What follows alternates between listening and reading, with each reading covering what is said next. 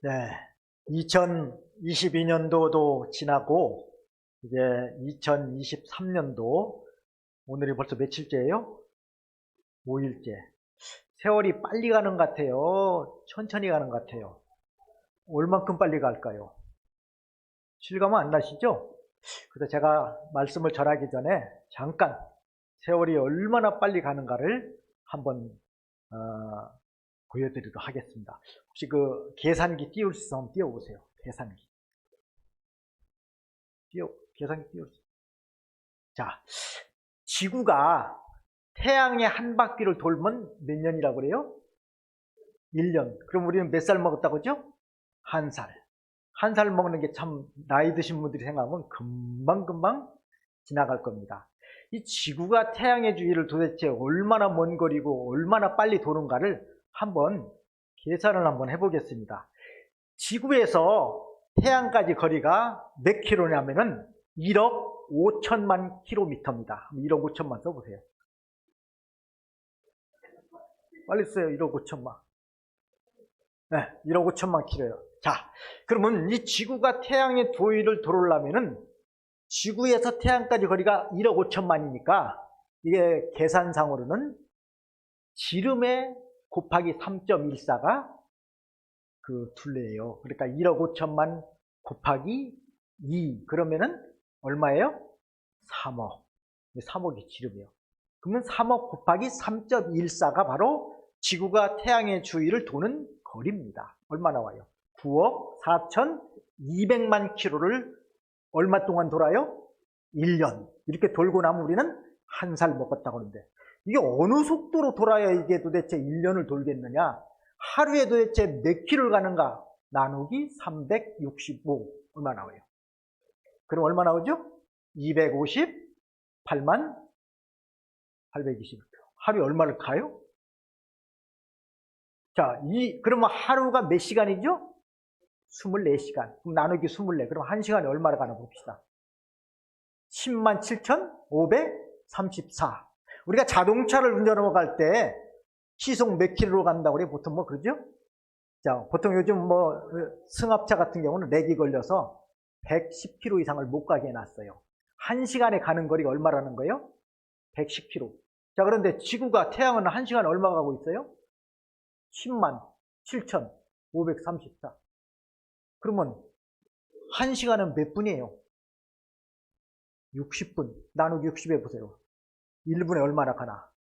1분에 얼마 가고 있어요? 1792km를 가요. 그러면 1분은 몇 초예요? 60초. 나누기 60 해보세요. 얼마 가요? 29.87.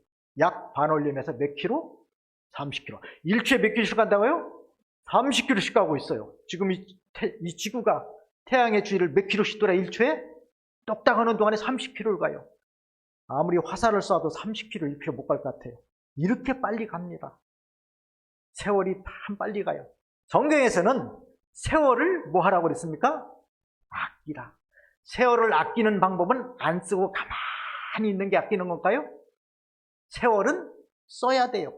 뭐 하는 데 써야 될까요? 믿는 일 하는 데다가. 올 한 해도 이렇게 30km, 1초에 30km 속도로 가는 이 빠른 세상에 살고 있는데 우리가 부지런히 이 소중하고 아까운 시간을 하나님 앞에 믿는 일 하는데 잘 쓰는 여러분들이 되어서 앞으로 장차 하나님 앞에 갈 때는 잘하였다, 착하고 충성된정하고 다 칭찬 듣는 여러분들 되시길 바랍니다. 예, 오늘 본문에 레위기 19장 1절로 4절에 있는 말씀 통해서 하나님의 백성이 특별히 지킬 것, 이 시간에 이 말씀으로 말씀을 전하겠습니다. 자, 예수 그리스도를 구주로 믿는 사람을 하나님의 백성이라고 합니다. 자, 그러면 하나님의 백성을 우리는 뭐라고 부르죠? 두 글자로 말하면 성도. 네, 성도요. 성도는 하나님을 무엇이라고 부를 수 있는 자격이 있습니까? 아버지. 요한복음 1장 12절에 있잖아요. 영접하는 자, 곧 그 이름을 믿는 자들에게는 하나님의 자녀가 되는 권세를 주셨다는. 우리는 하나님의 자녀니까 당연히 하나님을 뭐라고 부를 수 있어요? 아버지. 좋아요, 안 좋아요? 하나님을 아버지로 우리가 섬기고 사는 자들이니까 얼마나 좋습니까? 특별히 우리 이 성도들에게는 이렇게 규례와 계명을 정해주시고 그걸 잘 지키라고 그랬습니다. 우리를 못 살게 하고 뭐 억압하려고 이 계명을 주셨을까요? 아니죠. 복받고 하나님 앞에 이렇게 모든 일에 형통하게 하시려고 이 규례와 계명을 주신 것입니다. 한 나라에도 법이 있지 않습니까? 법이 만약에 없다면 나라가 어떻게 되겠어요? 어지럽게 아니에요. 우리 믿는 성도들에게도 이렇게 하나님의 법, 즉 성경 말씀을 주신 것은 그걸 통해서 우리 성도가 뭐 받게 하시려고 하는 거예요? 복 받고 살게 하려고 주신 것입니다. 그래서 우리가 하나님의 말씀을 지키는 것은 뭐 억지로 또 의무적으로 지키는 게 아닙니다. 우리가 하나님의 자녀니까 당연히 누구의 말씀을 지키는 거예요? 아버지의 말씀을 지켜야죠. 그래서 하나님의 백성들은 세상에서 거룩하고 성결한 삶을 살아야 세상의 여러 가지 이런 그 죄악에 물들지 않고 하나님을 바로 섬길 수가 있습니다. 오늘 본문 말씀을 통해서도 이렇게 하나님의 백성이 이게 지켜야 될 특별한 규례와 법도가 무엇인가를 오늘 저는 4가지로 말씀을 전하겠습니다. 여기 2절 말씀에 보면은 뭐라고 했어요? 너는 이스라엘 자손의 온 회중에게 말하여 이르라. 너희는 거룩하라. 이는 나 여호와 너희 하나님이 거룩함이니라. 첫째는 뭐 하라는 거예요? 거룩하라는 거예요. 거룩이라는 말은 무슨 뜻일까요? 뭐 무슨 원어에서는 뭐 히브리어는 카도시다, 뭐 헬라어에서는 뭐 하기오스다. 근데 그거 모르셔도 돼요. 왜? 우리는 어느 나라 사람입니까? 한국 사람이니까 무슨 말만 하면 돼요? 한국말만 돼요. 뭐 하라? 거룩하라. 이 거룩하라는 뜻에는 무슨 의미가 있을까요? 구별하다, 분리하다, 그런 뜻이 있습니다. 하나님은 죄와 뭐 한다는 거예요? 분리되어 있다는 거예요. 죄와 멀다는 거예요. 하나님에게 죄가 있습니까? 하나도 없죠. 하나님이 거룩하신 분이니까 우리는 하나님의 자녀로서 당연히 누구를 닮아가야 되겠어요? 하나님을 닮아서 뭐 하라는 거예요? 거룩하라는 거예요. 거룩하려면 뭘 멀리 떠나라는 뜻입니까? 죄를 멀리 떠나야 돼요. 지식적으로만 뭐 죄를 회개한다 하지 말고 정말 내가 지은 죄를 찾아서 회개해야 돼요. 이 회개라는 것은 말로만 하나님 잘못했습니다 그러고 그치는 게 진정한 회개가 아닙니다. 1907년 1월 2일부터 15일까지 평양 장대인교회에서 대부흥운동이 일어났어요.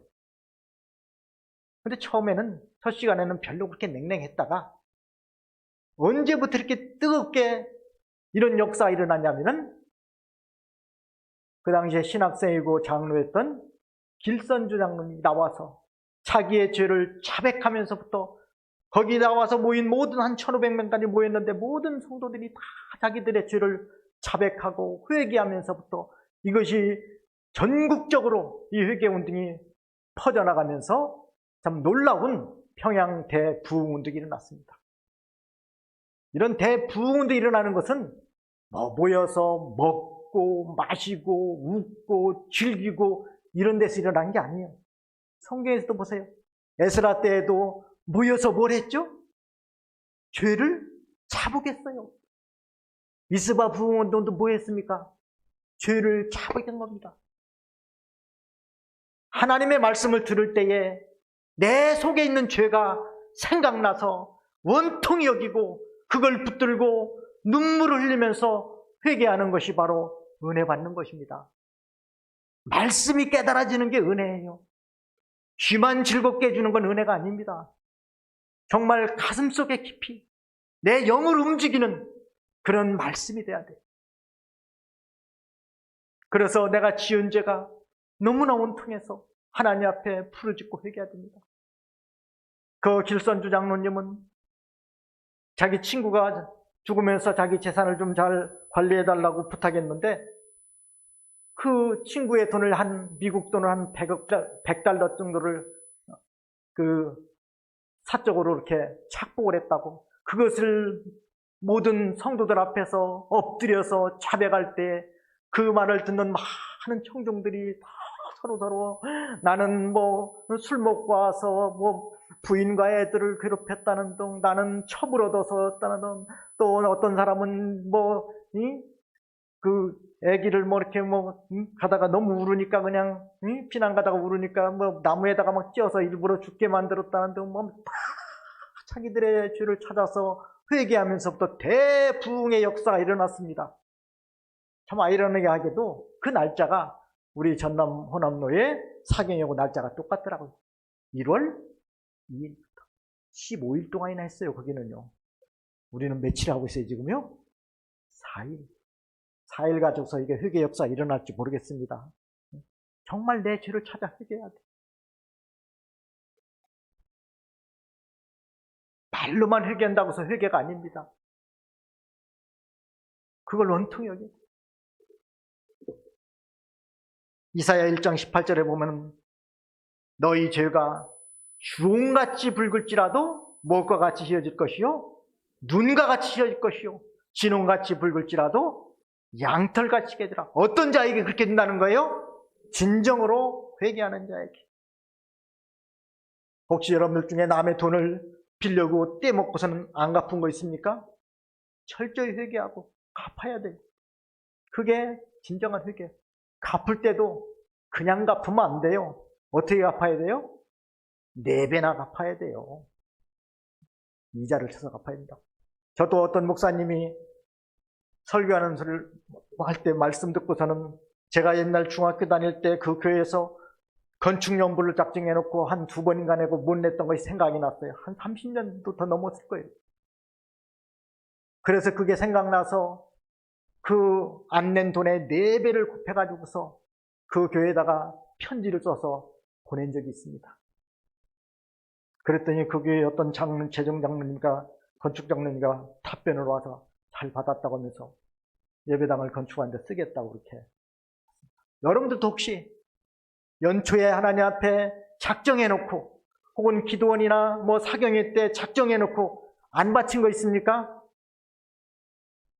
다 바쳐야 돼요. 회개해야 된다.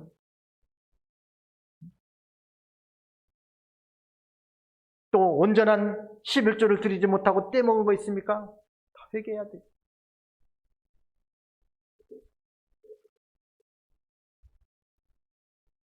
살인하지 말라, 간음하지 말라, 도둑질하지 말라, 계명에도 이런 말씀이 나오잖아요.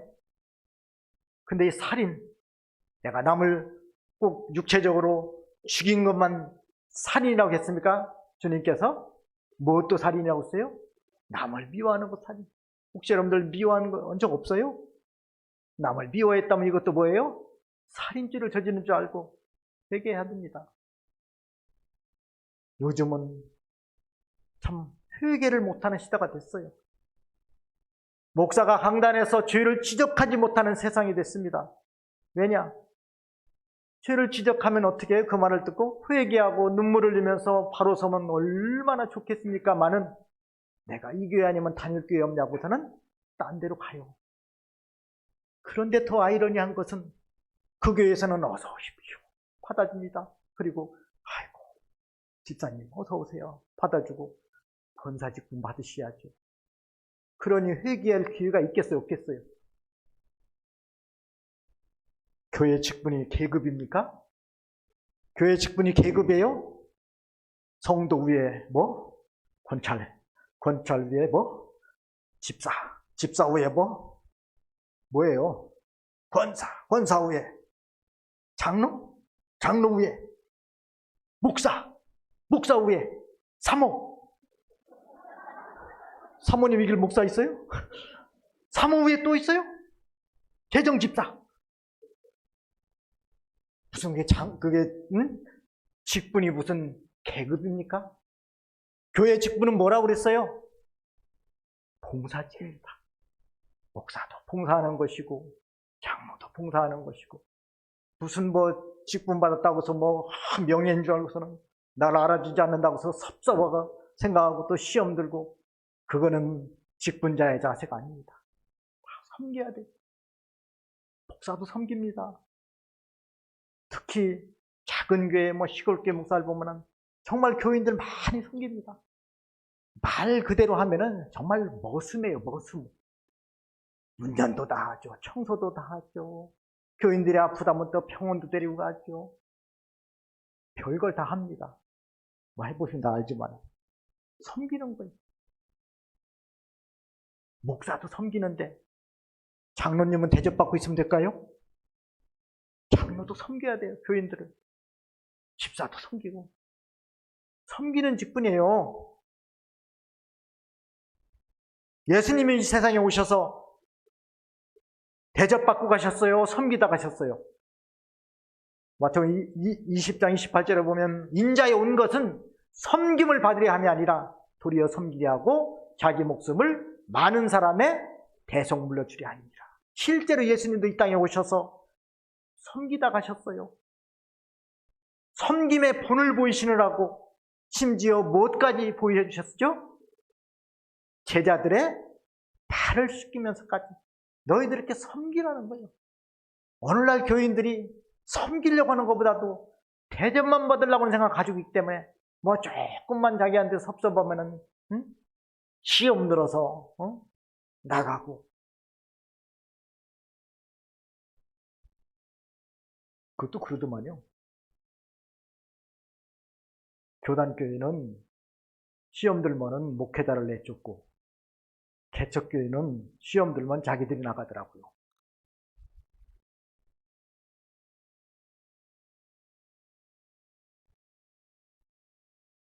정말 부흥의 역사가 일어나려면 진정으로 뭘 해야 된다고요? 회개해야 돼요. 그냥 말씀을 듣고 즐겁고 기쁘고 웃고 즐기고 이런 것으로 끝나면 안 됩니다. 요즘 설교가 어떤 설교가 좋아한다고 그래요? 웃기는 설교. 제2 안무개 목사님처럼 아주 울렸다 웃겠다는 그런 설교를 좋아한다고. 죄를 지으면은 벌써 자신이 하나님과 멀어져요, 가까워져요? 가까워지죠. 하나님과 멀어지다 보면 누가 가까이 올 것 같습니까? 그렇죠. 마귀가 가까이 오니까 그때부터는 누구의 종이 되는 겁니까? 마귀 종이 되는 거예요. 그리고 자기는 영적인 흑암에 빠지기 때문에 이제 어느 길로 가는 것이 진리의 길인가를 분별할 수 있습니까? 없습니까? 없어요. 없으니까 그런 사람은 노래를 불러도 무슨 노래 부를까요? 이리 갈까 저리 갈까 차라리 돌아갈까. 얼마나 한심합니까? 자, 우리는 가는 길이 확실히 알아요, 몰라요? 내가 곧 길이요 진리요 생명이니 나로 말미암지 않고는 아버지께로 올 자가 없느니라. 자, 우리가 가야 될 길이 어느 길인지 알아요, 몰라요? 알잖아요. 예수님을 믿고 확실히 하나님 앞에서 믿음으로 사는 사람은 내가 가야 될 길이 어딘가가 분명히 보입니다. 왜? 영적인 흑암에 빠져 있지 않고 광명한 가운데 있기 때문에 보이는 거예요. 그러나 죄를 짓게 되면 벌써 영의 눈이 어두워지기 때문에 갈 길을 못 찾는 겁니다. 자, 그러면 죄를 짓지 않으려면 어떻게 해야 되겠습니까? 우리 심령이 깨어서 하나님과 늘 교통해야 됩니다. 그러려면 항상 하나님 말씀을 잘 듣고 묵상하고 기도를 많이 해야 돼요. 그런 사람은 죄 가운데 빠질 수 있을까요? 없습니다. 예수님께서도 뭐에 들지 않도록 깨어 기도하라고 그랬습니까? 시험에 들지 않게 깨어. 그 말은 뭐예요? 기도하지 않으면 뭐에 들기 쉽단 말이에요? 그렇죠. 기도하지 않는 사람이 시험에 들기 쉬운 거예요. 기도도 않는 사람이 참 불평하고 원망하고 남을 미워하고 그러는 것입니다. 다 회개해야 돼요. 자기의 못된 거 알아요, 몰라요? 아마 각자가 다 아실 거예요. 내가 잘 못 고치는 거 저도 있어요. 어제 이종성 목사님 설교에서도 야고보서에 말을 조심하라고 했잖아요. 말. 저도 이 말을 잘못해가서 사람들한테 상처 입힌 경우가 참 많습니다. 회개합니다. 잘 안 고쳐져요. 안 고쳐진다고 포기해야 될까요? 그래도 계속 붙들고 기도해야 됩니다. 내가 안 되는 거, 그거 계속 붙들고 기도해야 돼요. 그래야 낮아져서 겸손합니다. 자기 잘하는 거, 남보다 좀 나은 거, 그것만 자꾸 내세우다 보면 뭘 하기 쉬울까요? 교만해지기 쉽습니다. 은근히 저도 그런 교만이 많이 있더라고요. 내가 남들보다 예수 믿은 지가 오래됐다. 목회한 지가 오래됐다. 그래서 자기보다 못한 사람을 무시하고 현착해보고 남을 이해하지 못하고 그런 적이 많았어요. 저는 살면서 물론 목회 쪽으로는 전도사도 해보고 개척교회도 해보고 교단교회도 다녀보고 부교육자도 해보고 다 해봤는데 제가 제일 부러워하는 것은 집사님들이에요. 집사를 못 해봤어요. 그래서 어떻게 보면은 집사님들의 그 심정을 이해를 못할지도 모릅니다. 이 이해한다는 말이 영어로도 언더스탠드인데 그 밑에 내려가 봐야 그 사람의 심정을 아는 거 아니에요. 그 자리에 내려가 봐야 돼요. 집사의 자리에 내려가 보고 성도들의 그 자리에 내려가 봐야 돼요. 그래서 그 사람을 이해해야 되는데 이해하지 못하는 거예요. 왜 저 사람은 기도 못할까? 왜 저 사람은 성경을 안 읽을까? 괜히 성경 읽는 것도 내가 몇 독 읽었다 하면서 자기보다 못 읽은 사람은 조금 약간 좀 이상하게 보고 그거 다 회개합니다. 그리고 하나님의 말씀을 철저히 지켜야 돼요. 회개한 걸로 그치면 안 되고 뭘 해야 된다고요? 하나님 말씀을 철저히 지켜야 돼요. 하나님을 진정으로 사랑하는 사람은 말씀 지키는 것이 즐거울까요? 힘들까요? 즐거운 거예요. 정말 하나님을 사랑하고 하나님의 뜻대로 살고자 하는 사람은 말씀 지키는 게 더 쉽습니다. 말씀을 어기는 게 더 어려워요. 아마 여러분 여기서도 여기 오신 분들은 다 믿음이 좋으신 분이라 믿습니다. 여러분들 혹시 주의를 지키는 게 더 쉽든가요? 주의를 범하는 게 더 쉽든가요? 네? 지키는 게 쉽죠. 믿음 없는 분들은 정말 주의를 지키는 게 힘들어하는 분들이 있어요. 그렇죠? 정말 하나님을 사랑하는 사람은 말씀 지키는 게 더 쉬워요. 마태복음 11장 28절로 30절에 보면은 거기 보면 예수님께서 내 멍에는 뭐하고 쉽고 내 짐은 가벼움이라 그랬어요.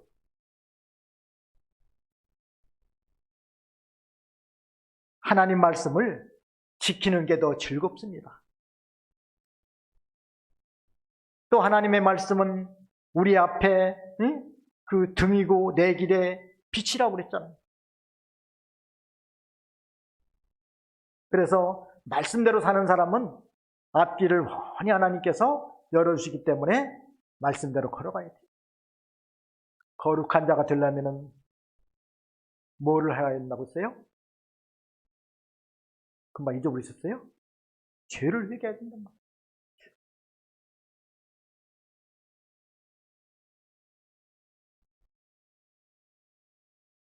우리나라 출산율이 절벽이다 어쩌다 그런 말 하죠. 2021년도에 출생아 수가 26만 562명입니다. 27만 명이 안 돼요. 원래 우리나라 출산율이 이렇게 떨어지진 않았어요. 1960년도에는 우리나라 출생아 수가 108만 명이 넘었습니다. 제일 많이 났어요. 여기도 60년생인데생이 계실지 모르겠지만은 이게 떨어지다 지금 몇 개까지 떨어졌어요? 26만 명까지 떨어졌어요. 그런데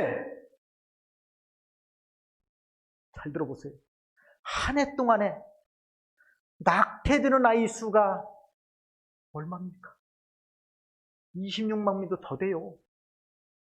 그럼 만약에 이들이 낙태되지 않고 다 태어난다면 50만 명도 넘는 겁니다. 자, 그러면은 여러분, 낙태하는 것이 죄입니까? 죄 아닙니까? 무슨 죄에 속할까요? 살인이죠. 원하지 않는 임신을 했다. 그런 소리를 하는데.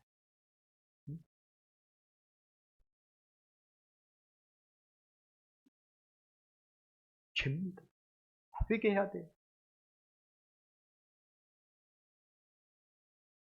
그냥 남녀가 서로 좋아가지고서는 불륜을 저질러서 아이를 낳으면은 그 아이를 또 낙태시키고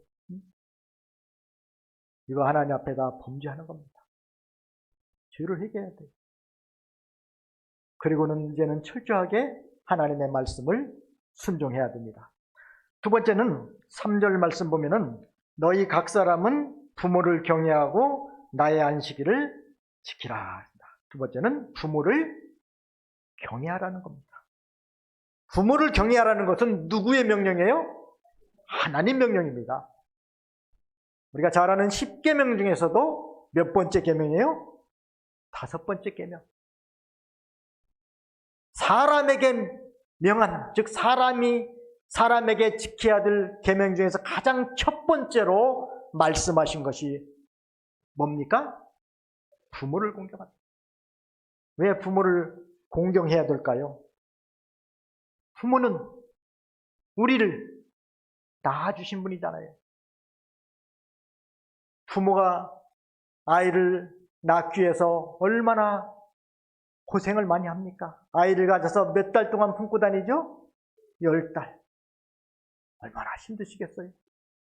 그리고 낳을 때도 그냥 거저납니까? 그 고통에 가면서 나는 거예요.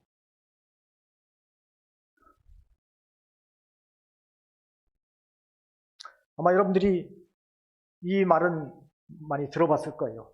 옛날 6.25 때 어떤 미군이 후퇴하면서 강원도 어디 산골을 지나가는데 아이 울음소리가 나서 가보니까 아이가 있는데 거기에 엄마가 아이를 낳고 죽은 거예요.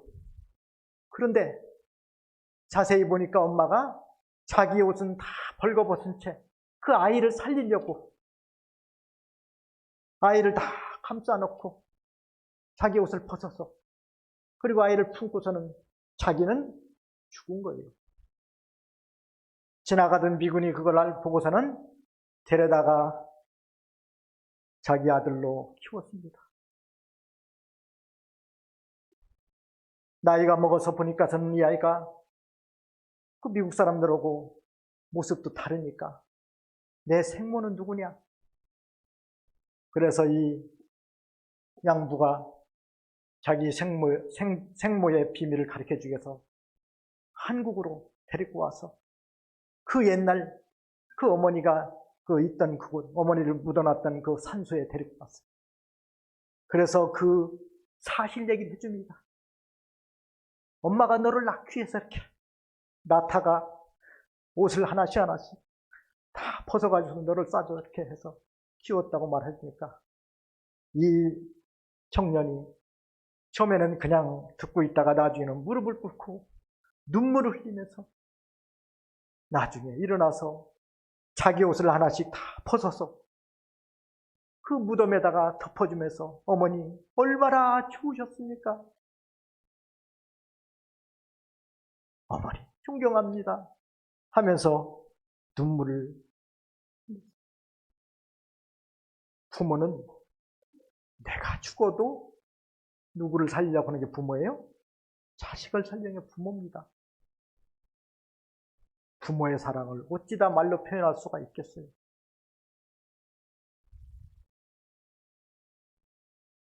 저도 중학교 2학년 때 몸이 아파서 고향에 내려와서 치료를 받고 있을 때인데 너무 몸이 아파서 힘들어서 그러니까 차라리 어머니다 죽을랍니다.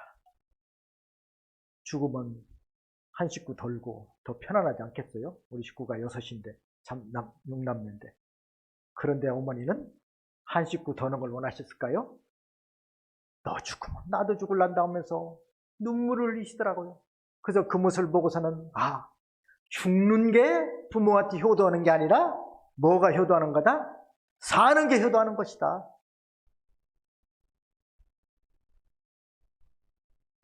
그때부터는 살으려고 힘을 썼습니다. 지금까지 살아 있습니다. 부모님은 돌아가셨지만. 부모님이 이렇게 자식을 위해서 모든 것을 다 희생하고 투자하는 일.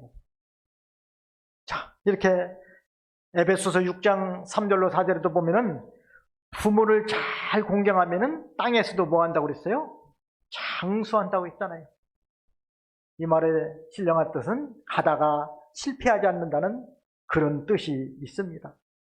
이게 약속 있는 첫 계명이라고 말씀하고 있습니다.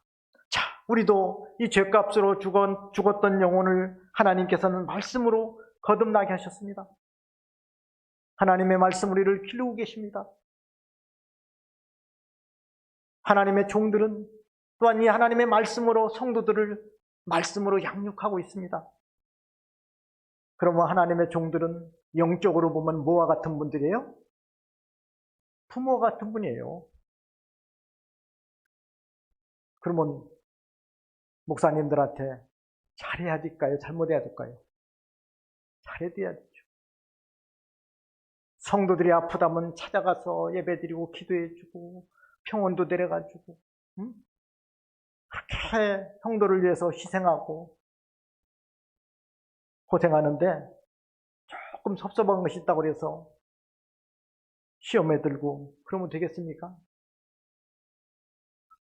교육자도 이렇게 하나님의 말씀으로 성도들을 영혼을 길러나가는 일을 하기 때문에 영적인 부모와 같이 잘 섬겨야 복을 받을 줄로 믿습니다. 또 부모는 우리를 사랑으로 길러주시잖아요. 부모가 자식이 잘 되기를 위해서는 자기 모든 것을 다 희생하고 투자하는 것이 부모의 심정이잖아요. 근데 자식들은 당연한 줄 알고 심지어 부모의 재산은 자기 건 줄 알아요. 자기 건 줄. 부모님이 돌아가시면 마땅히 재산은 누구 거다? 내 거다고 생각해요. 아닙니다.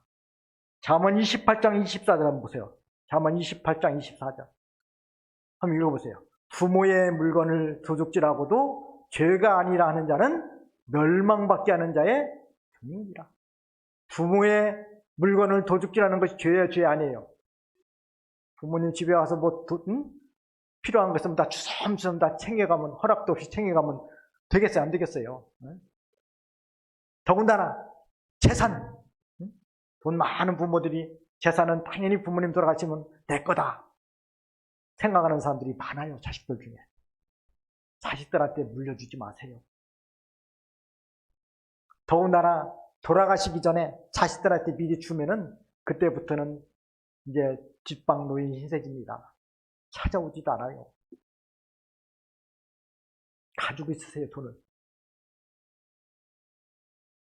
자식들이 잘 찾아오지도 않고 손자들 보고 싶어도 오지 않으면은 땅 팔아다가 10,000원짜리로 다 바꿔서 방에다 놓고 있습니다.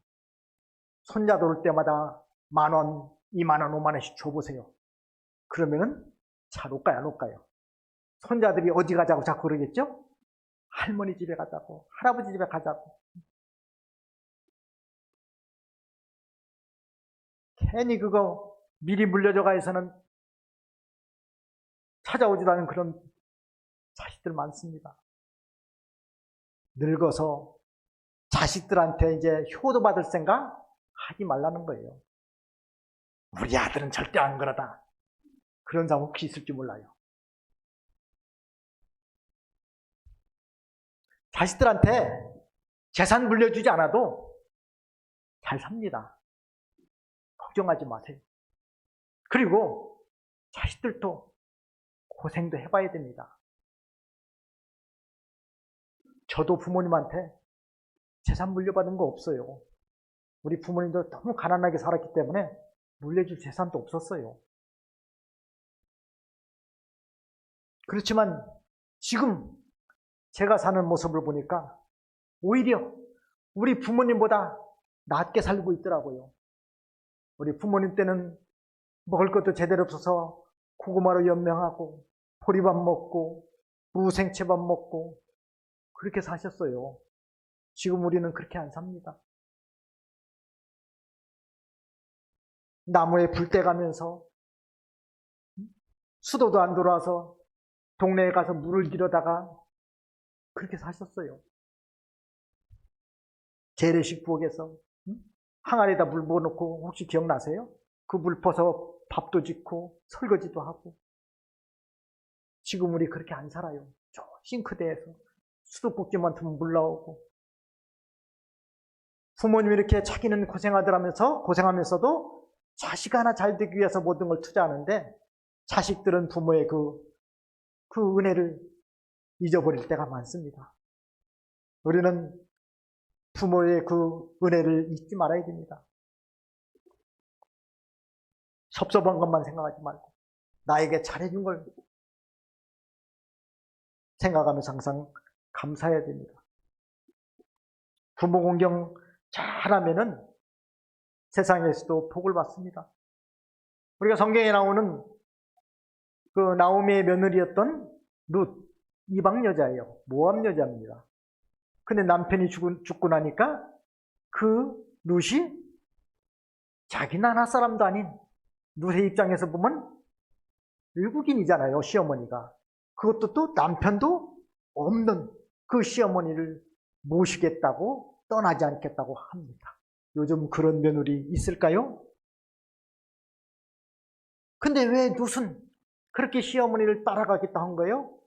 룻은 바로 자기 시어머니를 통해서 누구를 발견한 거예요? 하나님을 발견했기 때문에 그렇습니다. 자식들한테 재산 물려줄 생각하지 말고 뭘 물려줘야 가장 값어치가 있냐면은 믿음을 물려줘야 됩니다. 하나님 잘 섬기는 신앙만 물려주면은 그 자녀들이 하나님을 잘 섬김으로 다 자기보다 오히려 더 복을 받고 살 줄로 믿습니다. 자녀들이 하나님 잘 섬기는 본을 부모가 보여줘야 돼요. 살면서. 부모가 주일로 잘 안 지키고 교육자도 저 대접볼지도 모르고 그런 식으로 살면 자식들이 다 보고 배우는 거예요. 세상에서 가장 가치 있는 일이 뭐겠어요? 믿는 일이에요. 믿는 일.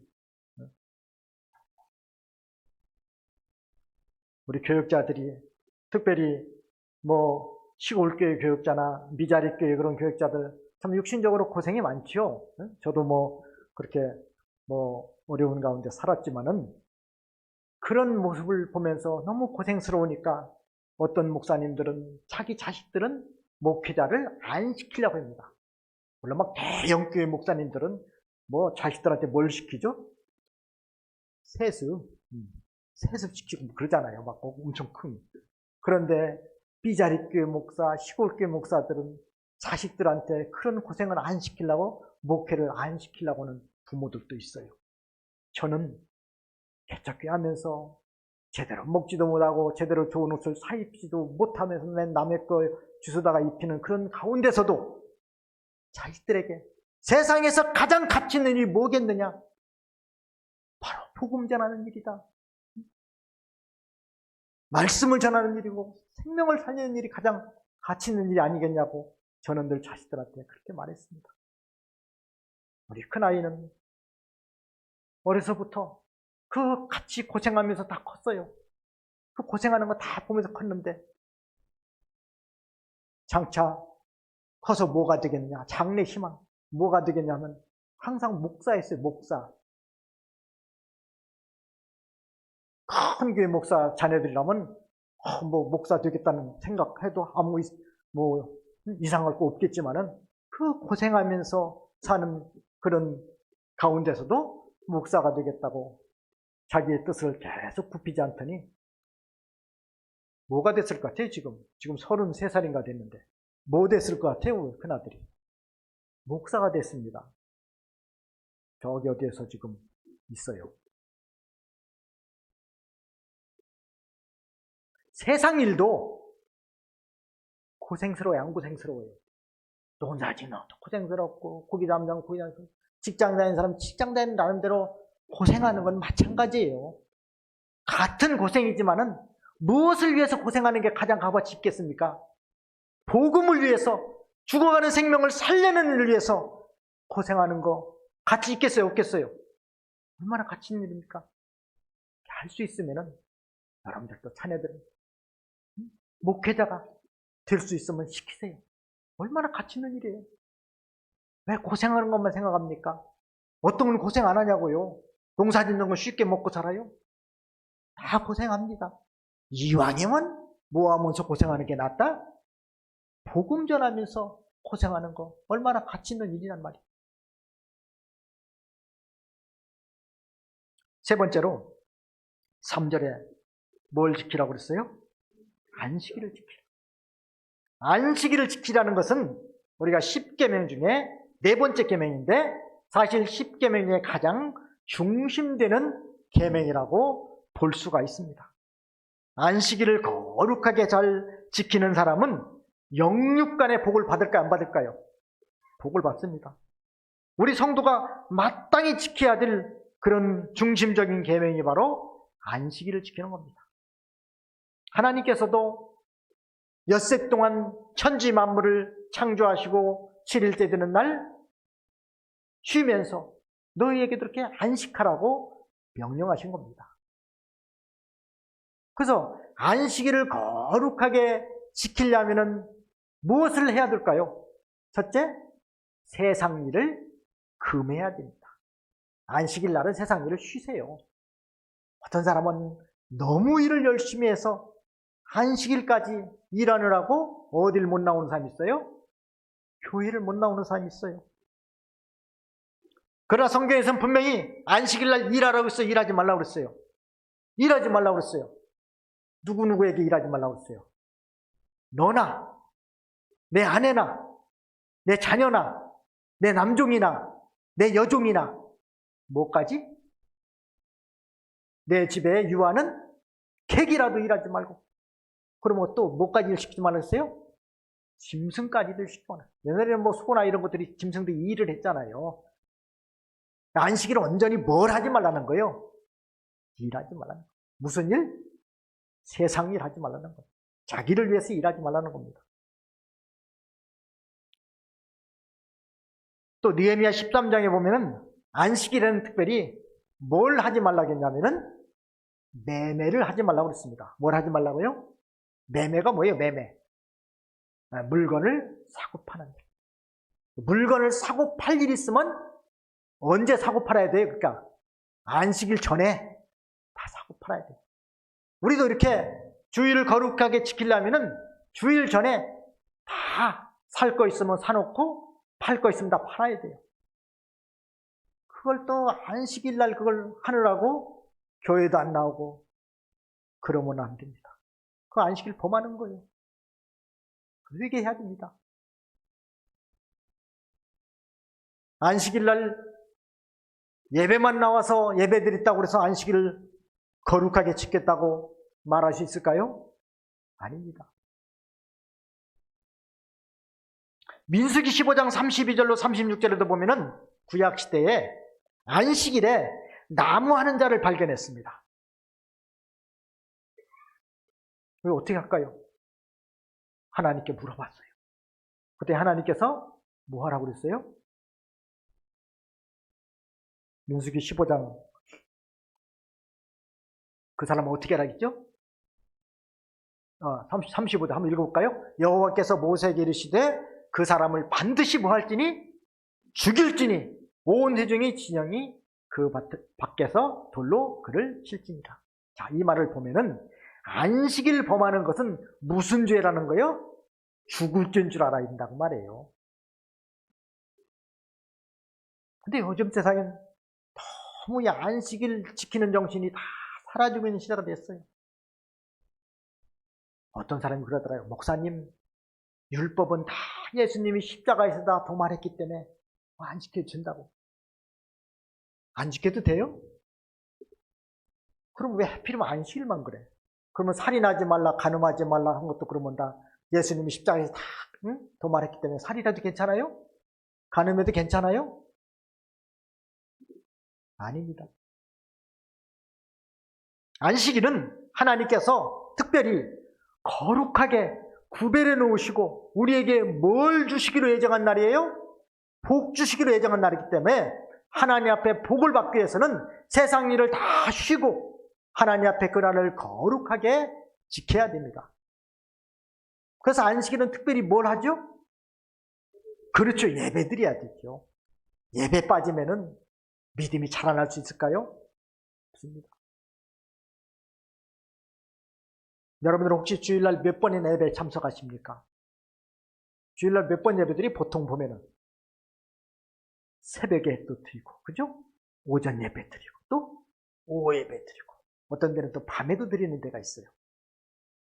그런데 보편적으로 웬만한 교인들 중에는 몇 번 예배 참석할까요? 주일 오전 예배 딱 한 번만 참석하고 주일을 다 지킨 줄로 아는 사람이 있습니다. 그리고 딱 주일 예배 한 번만 참석하고 가서 자기 볼일 다 보러 다니는 거예요. 그러면 그 안식일 거룩하게 지켰다고 볼 수 있을까요? 요즘 죄를 지적하면 싫어해요, 다들. 교회 나가니까 뭐 이거 해라 저거 해라 한다고. 안식일 거룩하게 지켜야 됩니다. 안식일을 거룩하게 지키기 위해서는 해야 될 게 있어요. 뭘 해야 되느냐? 우리가 10계명에 4계명에 나와 있는 것처럼 엿새 동안은 뭐 하라는 거예요? 부지런히 내 할 일을 해야 돼요. 왜? 안식일을 거룩히 지키기 위해서 엿새 동안 부지런히 자기 일을 해야 된다 그 말입니다. 자기 일을 부지런히 안 하고 빈둥빈둥 놀고 있다가 안식일날 허겁지겁 그거 밀렸으니까 그거 한다고 교회를 못 나온 사람도 있어요. 학생들도 보면 멀쩡하게 놀고 있다가 꼭 주일날 시험 공부한다 뭐 한다 하면서 교회를 안 나오는 사람이 있어요. 그거 다 안식일 범하는 겁니다. 학생들도 주일날은 철저히 공부도 다 놓고 여기 나면 학생들이 일은 뭐예요? 공부하는 거잖아요. 그래서 저는 예전에 학교 다닐 때 월요일날부터 시험이면은 주일날은 일찍 잡니다. 그리고 몇 시에 일어나요? 12시 땡쯤은 그때부터 우리는 그 다음 날이잖아요. 그죠? 그때부터 일어나서 공부를 합니다. 뭐 하기 위해서? 안식일 지키기 위해서. 저는 어려서부터 안식일 지키는 거 철저하게 우리 스승들한테 배웠기 때문에 그렇게 해야 되는 줄 알고 지키고 있어요. 어려서 배우는 것이 자기의 사상이 돼가지고서 그 좀처럼 버리지 않습니다. 저는 어려서 안식일 날은 그렇게 지켜야 된다고 배웠고 심지어 안식일 날은 TV도 보지 말아라. TV 안 봅니다. 그래서 그런데 뭐 목사님들도 TV 보는 사람들 있더라고요. 왜 보지 말아야 될까요? 보다 보면 거기에 빠져요. 이사야 58장에 보면 안식일은 뭐도 하지 말라 하면 오락을 행치 말라고 그랬어요. 그 보다 보면 거기에 빠져서 시시덕거리다가 하나님과 교제가 다 멀어지게 되고 마음이 다 거기에 뺏기게 되는 것입니다. 완전히 그날은 거룩하게 지켜야 하나님 앞에 복을 받을 줄로 믿습니다. 그러려면 언제 동안 열심히 일하라고요? 엿새 동안 부지런히 자기를 해야 돼.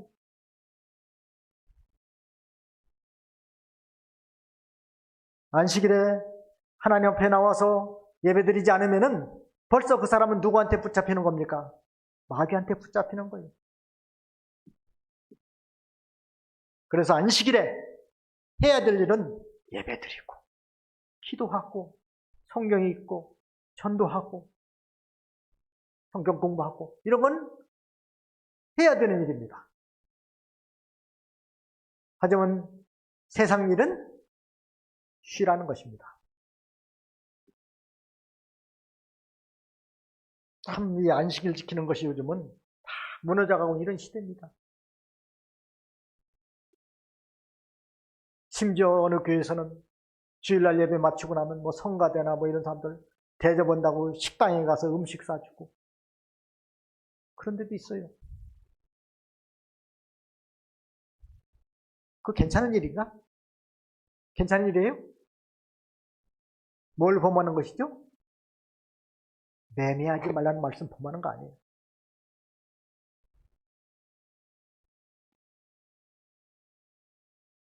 제가 인천에 있을 때 한 번은 주일날 저녁인데 이렇게 좀 밖에 좀 나갔다가 그 옆에 있는 그 목사님을 딱 만났어요. 막 반갑다고 하더니 갑자기 후다닥 하더니 옆에 있는 슈퍼로 들어가더라고요. 그러더니 이 봉봉인가 뭔가 음료수 2개를 딱 사오는 거야. 뭐 어떻게 뭐 손 쓸 수도 없이.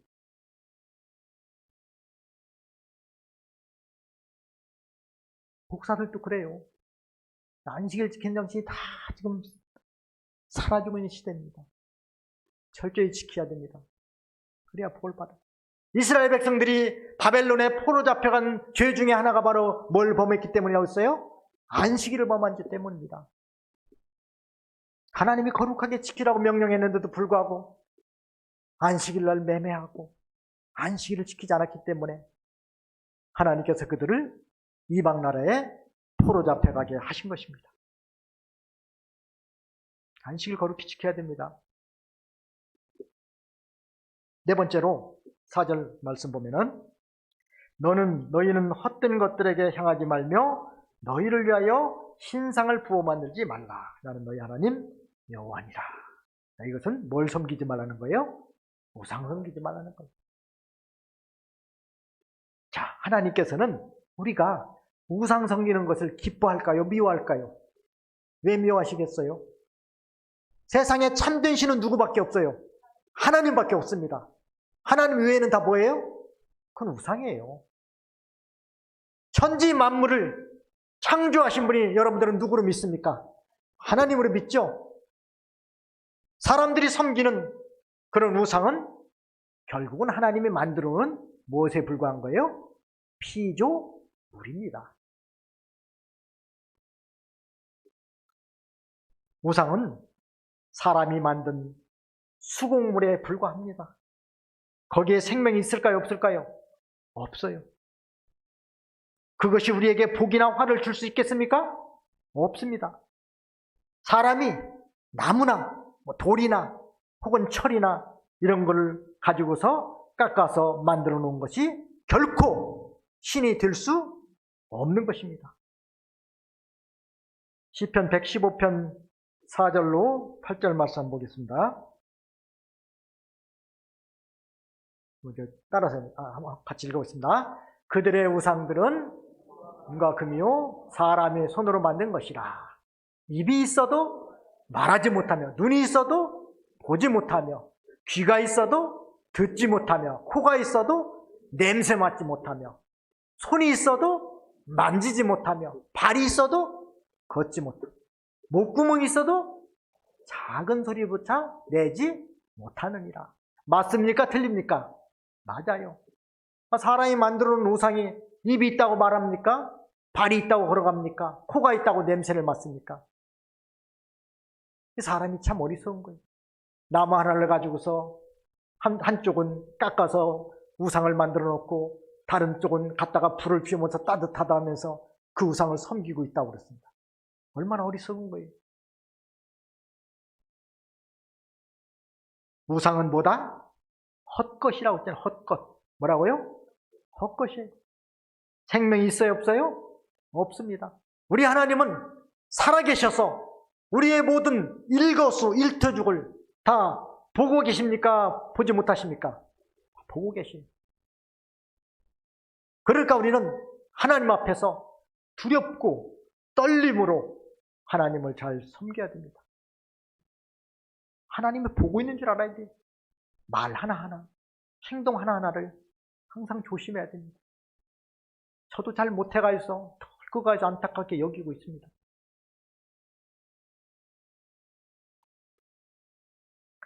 생명이 없는 의사에게 뭐 복을 달라고 절한다고 해서 복을 받을 수 있을까요? 없을까요? 없어요. 여러분들 혹시 절간에 가보신 분도 있을지 모르지만은 그 불교 믿는 사람들은 그 부처한테 몇 번이나 절을 해요. 무슨 몇 배라고 그래요? 몇 배? 뭐 108배 한다고 하는데 여러분들 108배를 엎드렸다 일어났다 할 수 있겠어요? 아마 관절인 노인들은 108배는 고사하고 10번 하기도 어려울 거예요. 참 그러고 보면 우리 예수님 믿는 우리가 참 복받은 사람들이고 또 기독교가 제일 믿기 쉬운 종교더라고. 제가 보니까 다른 거 보면 뭘 하는 게 이렇게 많은지 몰라. 또 다른 종교들은 보면 보통은 다 어떤 자기가 어떤 의로운 행위를 해야만 복을 받는 줄로 알고 있어요. 그러니까 뭐 거기다 공을 들이고 뭐 별걸 다 해요.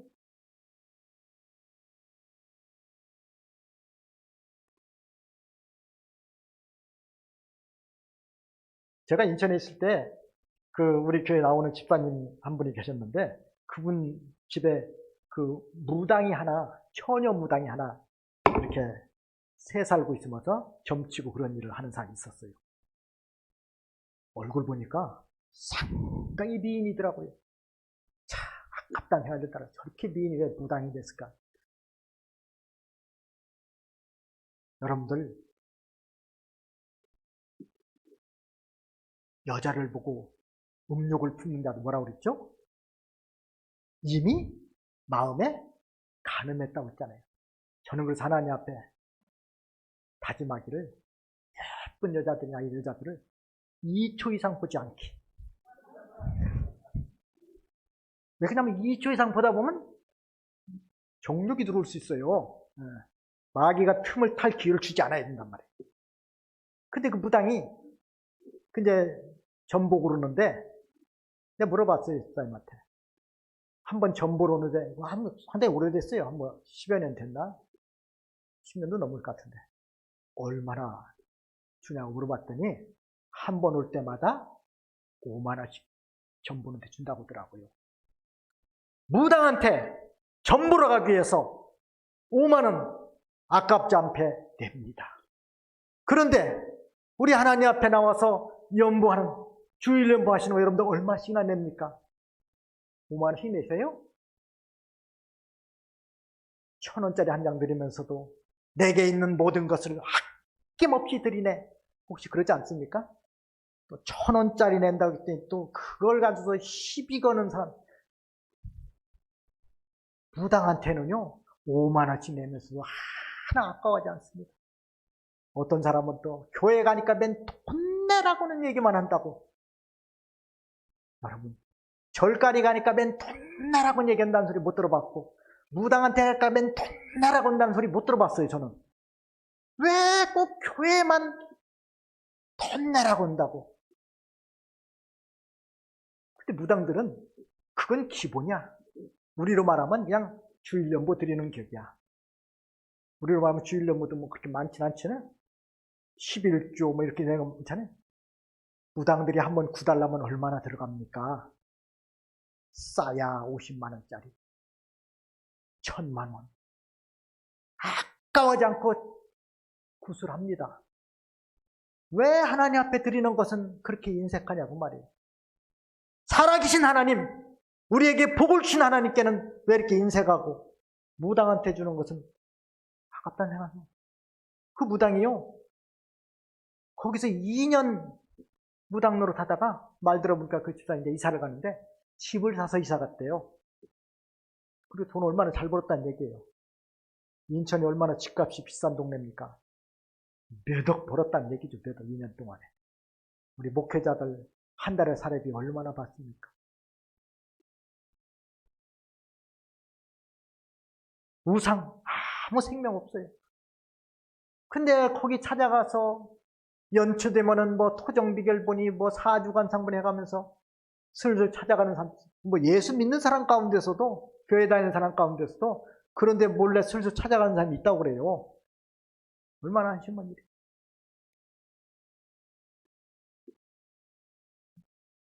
예수 믿는 사람이 뭔가 좀 구별돼야지. 갈 때 안 갈 때를 가릴 줄 알아야지. 아무 데나 가면 되겠습니까? 왜 하나님께서 우상을 섬기지 말라겠느냐?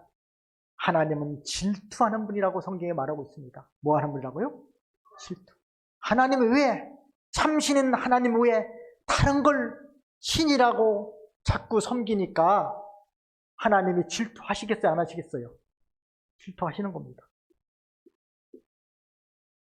하나님을 떠나서 우상을 섬김으로 인해서 마귀의 종로로 타는 것을 하나님이 차마 보실 수 있어요? 보실 수 없어요?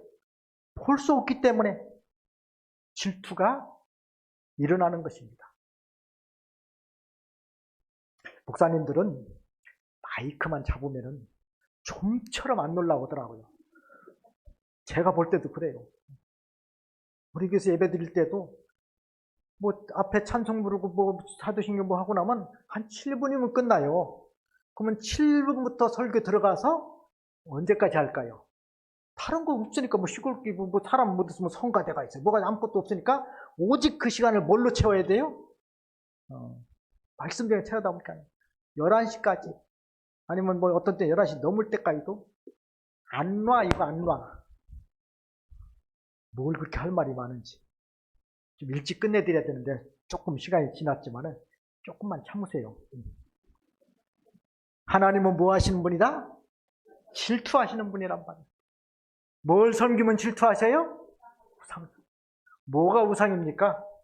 보이는 우상은 그렇게 뭐 나무나 돌이나 이런 걸로 만드는 게 보이는 우상이지만 우리 예수님 믿는 사람들이 뭐 그런 우상 섬기는 사람이 있을까요? 없죠. 성경에서는 뭐가 우상이라고 했습니까?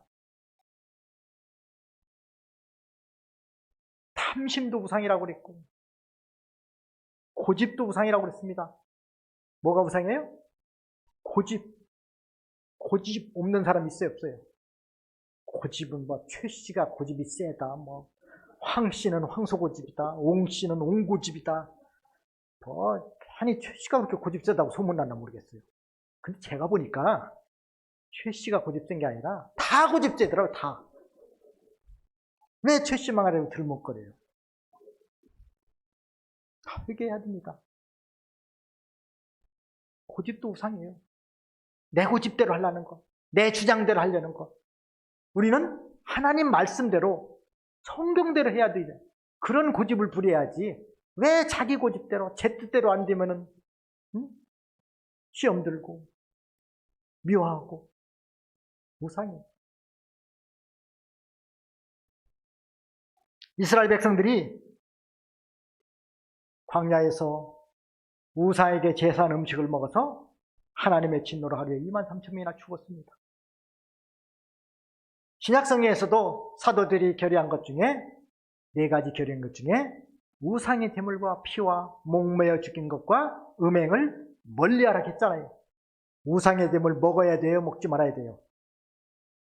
귀신한테 제사한 음식 먹어야 돼요? 먹지 말아야 돼요? 먹지 말아야 돼요. 그건 귀신한테 드린 거예요. 어떤 교인들은 우상의 제물도 뭐하고 먹으면 괜찮다? 기도하고 먹으면 괜찮다고. 근데 성경에 어디 우상의 제물 기도하고 먹으면 괜찮다는 성경이 어디 있으면 찾아보세요.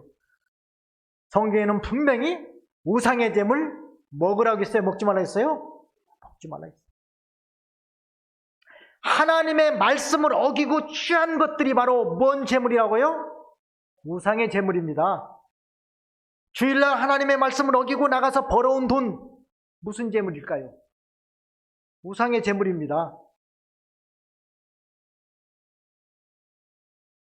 너무 심한가요? 우리는 하나님의 자녀입니다. 하나님이 거룩하니까 너희도 뭐하라? 거룩하라겠습니까? 철저하게 성경 말씀대로 순종하는 여러분들이 되시기를 바랍니다. 지식적으로만 믿지 말고 정말 마음속 깊이 깨달아서 내 속에서 심령이 통해서 이제부터 하나님 말씀대로 살지 못한 거 다 찾아서 회개하고 올 한 해는 이제 철저하게 성경대로 살아야 되겠다. 그런 결심을 하는 여러분들 되시기 바랍니다. 오늘 4가지 말씀을 드렸어요. 첫째는 뭐라고 했어요? 거룩하라. 둘째는 부모를 경외하라. 셋째는 안식일을 지켜라. 넷째는 우상을 섬기지 마라. 앞자만 따서 오면요, 거부 안 옵니다. 그래서 거부는 안 온다. 저는 그런 식으로 미는데, 거부가 올 일이 없죠. 부자니까. 네? 거는 뭐예요? 거룩하려면 뭘 떠나야 된다고요? 죄를. 철저히 회개하십시오. 그래야 하나님 기뻐하시고 은혜를 주십니다. 회개할 때 마음에 기쁨이 있고 즐거움이 있지, 뭐 아주 재미난 얘기해 준다고 그 얘기 듣는다고 마음이 즐거운 게 아니에요. 심령이 내 죄를 진정으로 회개해서 하나님께 용서를 받을 때 속에서 심령에 기쁨이 있는 겁니다. 그냥 재미난 설교를 웃기는 얘기만 해도 그 얘기 들었다고 해서 그게 은혜 받은 게 아니에요. 말씀을 들을 때 깨달아져야 은혜입니다. 깨달아진 대로 순종하고자 하는 결심이 서야 은혜고, 결심이 선 대로 그대로 걸어 나가야 은혜입니다. 은혜를 받아야 신앙생활을 잘할 수 있는 거예요. 여러분도 하나님 앞에 올 한 해 예배당에 나와서 말씀을 들을 때 정말 사모하는 마음을 가지고 나와서 들어야 됩니다.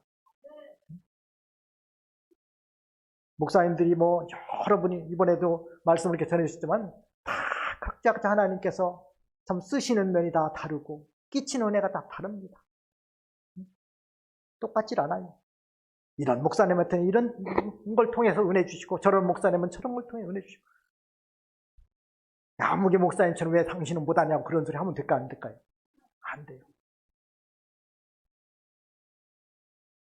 성질이 급한 목사는 급한 대로 하나님이 쓰시고, 느린 목사는 어떤 대로 쓰시고 느린 대로 쓰시고, 소리 지르는 목사는 소리 지르는 대로 쓰고, 얌전히 조곤조곤 설교하는 목사님들이 있죠? 국어책 읽듯이. 그러면 그런 대로 쓰시는 거예요. 누가 쓰셔요? 하나님이 쓰신단 말이에요. 하나님이 쓰시겠다는데 왜 여러분들은 못 쓰겠다고 그래요? 하나님이 쓰시면 됐잖아요. 사람이 뭐 이래서 못 쓰겠다 저래서 못 쓰겠다 그러지 마시고, 하나님께서 쓰시는 종이다 하고 귀하게 여겨야 됩니다. 그래야 은혜를 받지. 무슨 뭐 비판하는 자세를 가지고 앉아 있다든가 이렇게 돼 있으면 아무리 강단에서 목사가 천사의 말을 할지라도 은혜가 될까요 안 될까요? 안 됩니다. 사모하는 마음을 가지고 누가 말씀을 전하더라도 그 말씀에서 내게 오늘 꼭 필요한 하나님의 명령이구나 이렇게 믿으시고 그걸 아멘으로 받아들여야 되는 것입니다.